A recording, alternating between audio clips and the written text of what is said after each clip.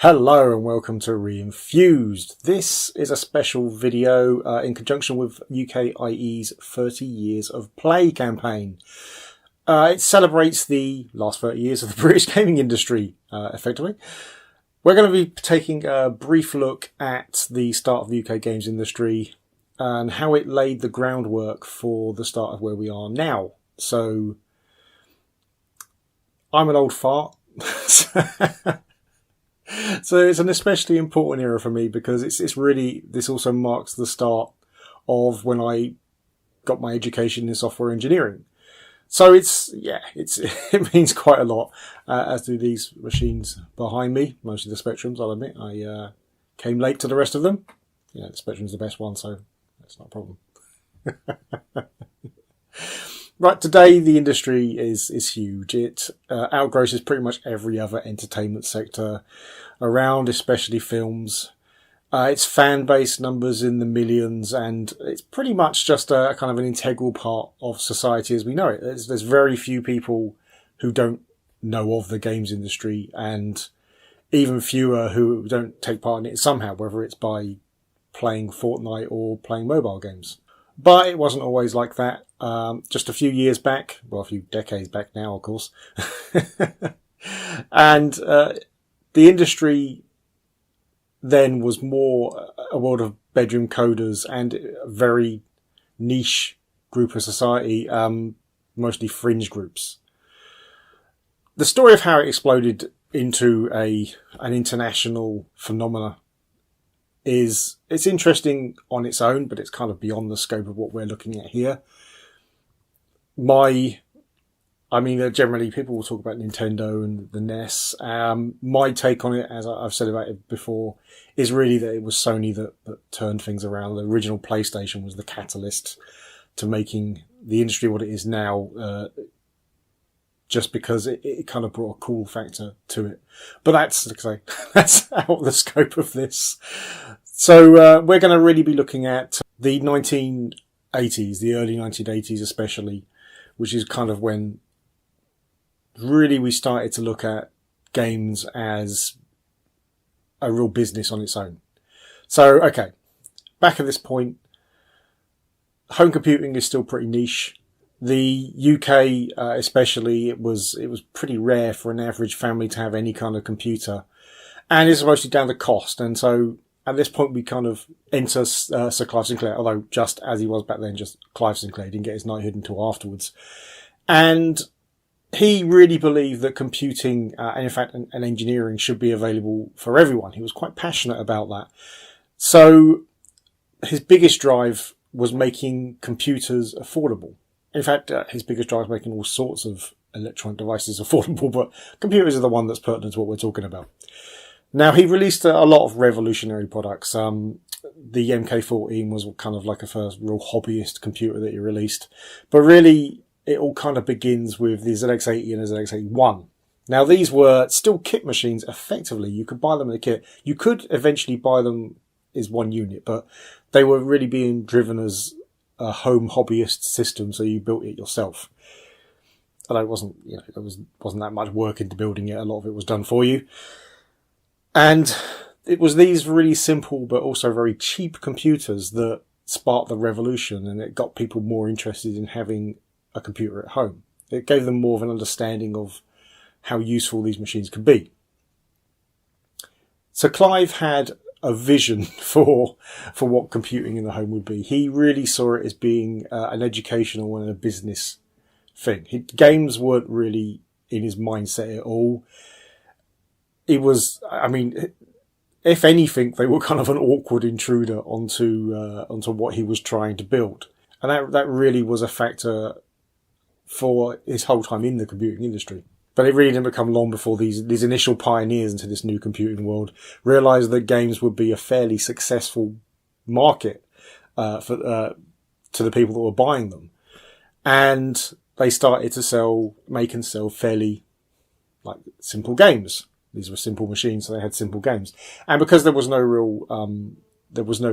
retailer that was selling all this stuff really, it was mostly done via mail order. Most of Sinclair's sales for his machines were mail order as well. So there wasn't really an infrastructure for selling computers at this point. So all of these hobbyist gamers, they would be making their games, they would be labeling themselves, they would then be putting adverts into magazines and selling the games that way, putting them through the poster, which was, it was interesting. Effectively, I mean, we're looking at the very kind of, the initial starting of the single cell publisher, really. It was the first growth of a publisher system. And it's interesting that we kind of go in a 360, but I digress, that's for later to fill that one in. If we look at some of these early games, I mean, one of them, which is kind of a standout at this time because it lasted for a long time, is Football Manager by Kevin Toms. Now, Football Manager, if you don't know, you probably see Football Manager now. I know it has the same name. It's not actually really connected to these original games, but it is exactly as you think. It's a football management game, or I guess if you're in America, a soccer management game. It was very simple. Kevin Toms had ported it from the Video Genie, which was a TRS-80 compatible machine. And it was showed really that there was this growing market for games. And all they were really starved of was a platform to build them for. The ZX8 and the ZX1 were the beginnings of that platform. They weren't powerful machines by any means. And in fact, they were fairly underpowered even for the time, but they were cheap. And they were based on the Zilog Z80, which was a very robust, very usable CPU, which was purposed in a lot of other machines as well. So it was quite well known. So Sinclair looked at this market. Again, he's still not really interested in games, but he sees that a lot more people are coming on board, but power really is his big issue. And so they go back to the drawing board and his engineers start redeveloping and they come up with the Sinclair Spectrum. This is kind of where everything begins. This is really where everything begins. The Sinclair Spectrum, when you look at it, is not a huge advance over the ZX80 and the ZX81. It has more memory. It started with 16K, but eventually it was really a 48K model that was the main breadline for this system. It had a ULA, which had a lot of functions built into one silicon, which gave it a lot of extra abilities, including, and most importantly, was this a much better way of using the screen. The ZX80 and the ZX81 had an issue where the screen needed to blank every time a key was pressed because it relied on the same interrupts. The Spectrum didn't have that. It had some clever circuitry to get around that. And that instantly gave it way more power. And it added colour. Not great colour. The Spectrum had a very interesting way that it handled the screen. And unfortunately, whilst it was very clever and very memory efficient, it didn't allow for particularly great looking games. Colour clash is something that you'll see a lot of and hear a lot of Spectrum games. And it was caused by this interesting way of handling the screen. But these things were built to a price, and Sinclair was attempting to get them released for the lowest price possible. And, you know, he really did as well. He does genuinely seem to have been trying to lower the price so he could sell it lower rather than just make more profit. Part of his problem was making profit, as the reason why he's not around in the computer industry now, although he is still making stuff, and he is one of my personal heroes. So anything I say that sounds bad, trust me, I credit him with me being in the position I am now as a software engineer. His work with the Spectrum and allowing my rather poor family to get me a machine to practice on, I think that's pretty much got me up to speed. By the time I hit college, I'd already knew it all and acted like I did as well. So yeah, he's a hero of mine. So anything I say that sounds derogatory, it really isn't. It's just based on fact, unfortunately. So the Spectrum released. It was slightly more powerful than the Z81. It was still based on the Zilog Z80 CPU, so the learning curve to go from these machines, the ZX8 and Z81, and other machines at the time as well, to the Spectrum was pretty shallow, which meant that all of these developers that had been honing their skills making these games for mail order were pretty much able to just jump straight across to this new machine. And this was massively important because this industry, whilst it was still small, it had been growing. And if you've got an industry that's growing, you don't want to just kind of throw away everyone that's involved in it. So we see the beginning of the industry. The market has increased with a variety of machines. Acorn has released their BBC Micro, which they did in conjunction with the British Broadcasting Corporation. But they've also started now to try and get their cut price Electron out, where they're trying to compete with the Spectrum. The BBC Micro was a very flexible machine. It had a lot built into it. A very powerful machine as well. Probably by far one of the most powerful at the time if you look at everything it could do. But with that power came a lot of money and a lot of cost. And when you compared it to the Spectrum, it didn't really do enough more than the Spectrum to justify all the extra costs. And so the Electron was a way to try and get some of that power into the hands of consumers that might have bought Spectrum. It was relatively successful in hardware terms. It was not successful in sales terms, but the market was fast becoming much more narrow, even with all these machines coming in. We also got Amstrad, which released the no, that side. Which released the CPC 464, another Zilog Z80 based machine. Now, like Sinclair, Alan Sugar very much was building stuff to a price point. The difference between Sugar and Sinclair is that Alan Sugar was doing it for business reasons. And he very quickly realized that games were the key to that, the key to making money in the industry. And so the CPC was built around making good games. And they really succeeded very well. In England, you don't see it as much for the basic reason that the Spectrum was vastly more successful. And so a lot of the CPC games are just bad ports from the Spectrum. If you go to France, where the CPC was by far the most, I keep pointing out the wrong shoulder, was by far the most successful machine, then you'll see that the games that were written for the CPC first and then ported to other machines, they are really high quality, and it is genuinely a good machine. I mean, you see it in the GX4000, which is Amstrad's attempt at a console. Now, they released that far too late. It ended up really competing with the 16-bit machines where it had no chance. But if you actually play some of the games on it, if it had come out just a year before where it had more of a competition with the NES and the Master System, it had a real chance. It was definitely more powerful than them, and it was really just based on a slightly enhanced version. Just remember, it's on the opposite side to what you're looking at, and then I'm fine. Anyway, it's based on just an enhanced version of that CPC. And so what we have here are a couple of really powerful British-made machines, and then to really make up the triumvirate of machines which really took over the market, we had an American invasion. And that American invasion, I'm sure everyone realizes who's into retro, was the Commodore 64, which was a genuine powerhouse. It was a very powerful machine. Again, Commodore had realized that games would be important, and so they had given it good graphic ability and also really, really good sound ability. Probably the best sound of the 8-bit era. The SID chip it's an amazing chip. It's got a very unique sound. And that's really it. At this point, the market with all these other machines, there's like the Dragon 32, lots of machines.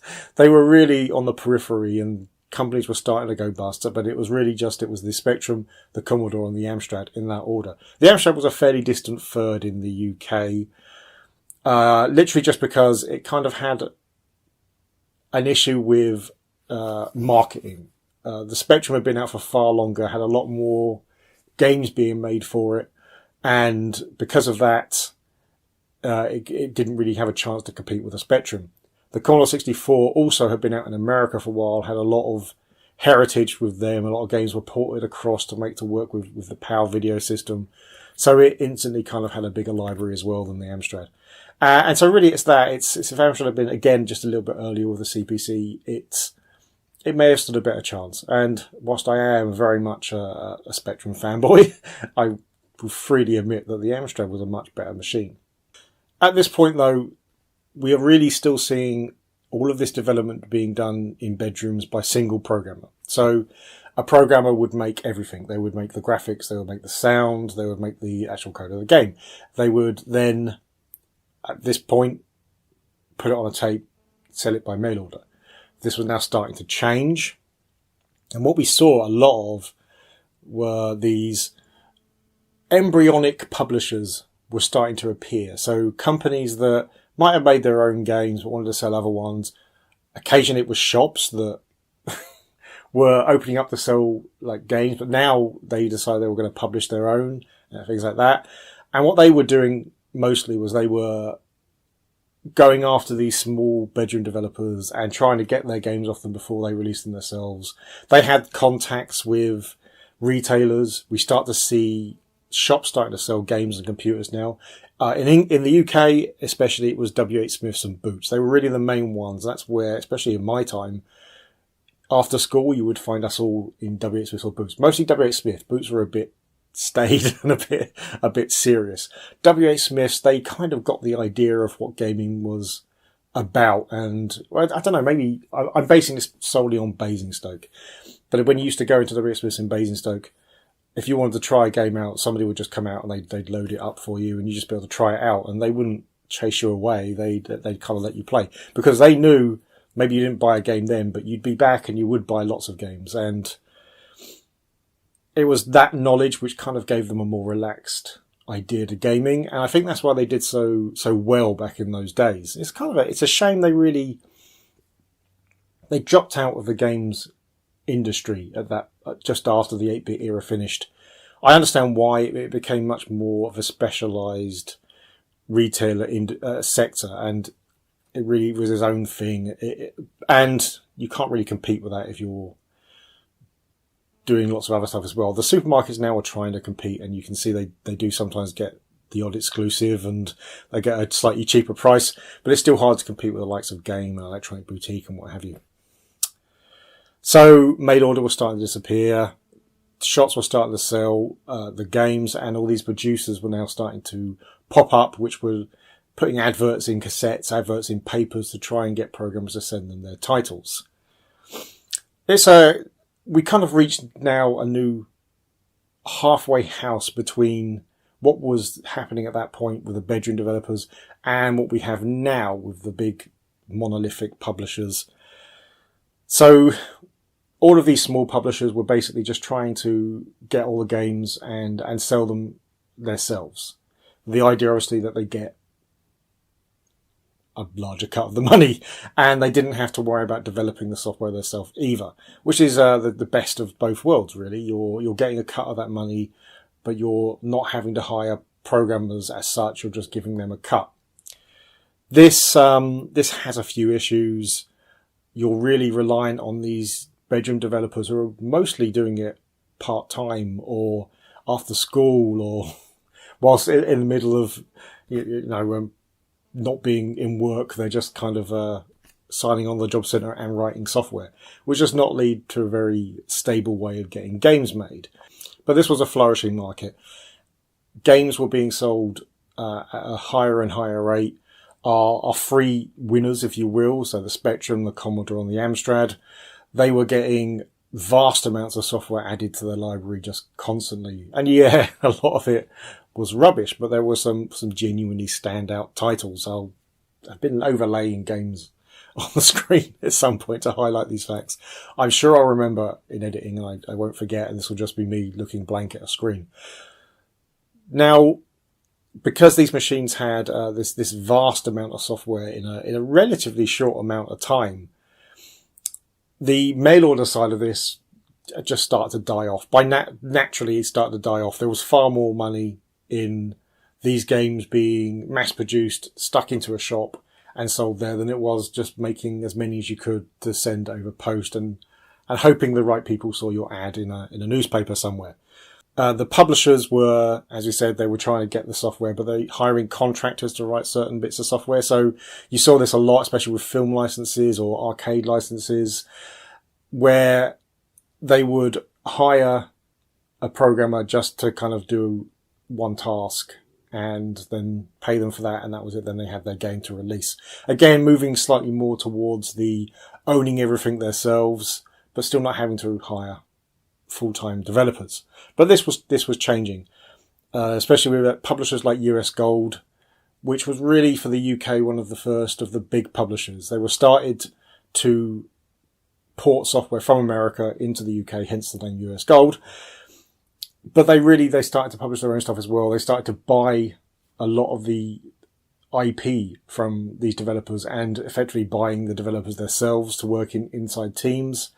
We saw it with Ocean as well, where they became more of a very complete software house where all of the software was made inside, or with satellite groups that were given the task to do the code and a time frame to do it in.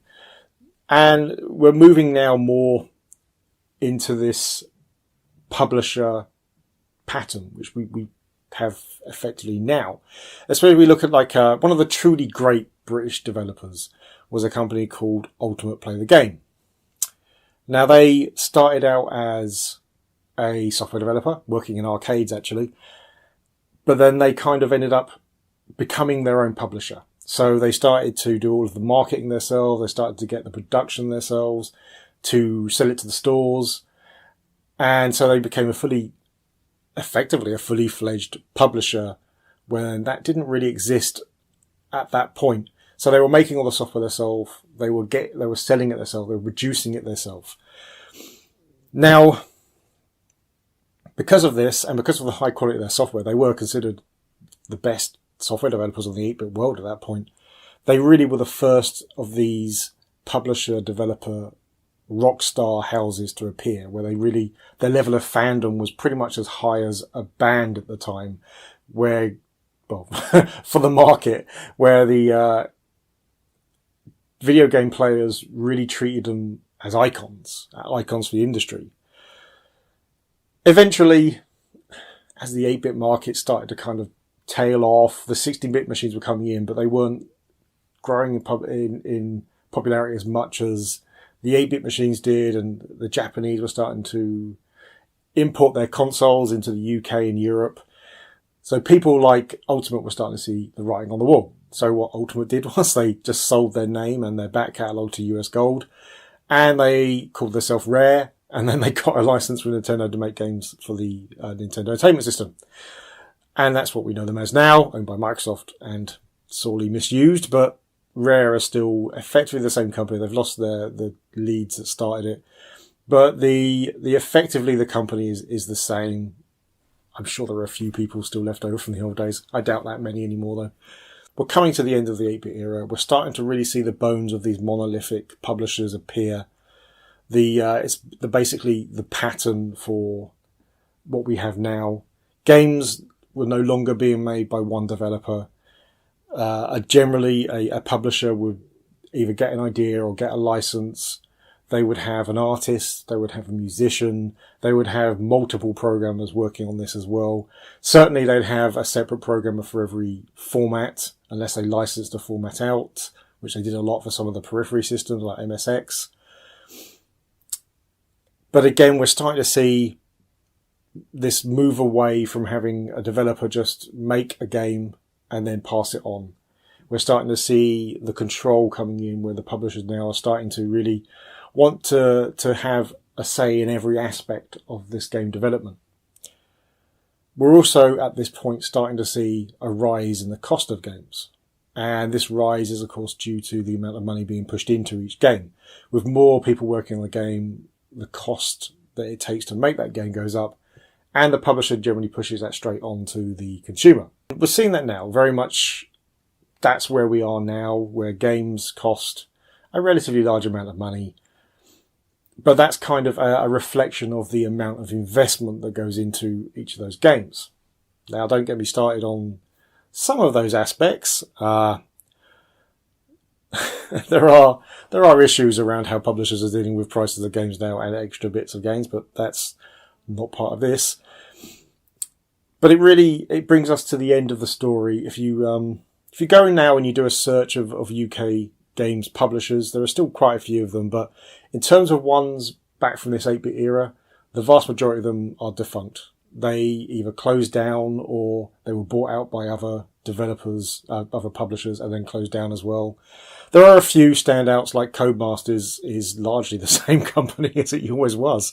They've managed their cohesion has been amazing for all these years, and they're still there and they're still making relevant games. And pretty much, yeah, it's had a consistent role in the industry since its inception, really.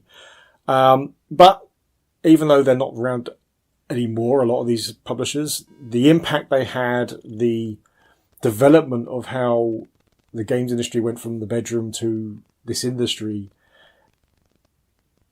it's undeniable how that's evolved into what we have now. It's undeniable that those British publishers really had an incredible effect on where we are now.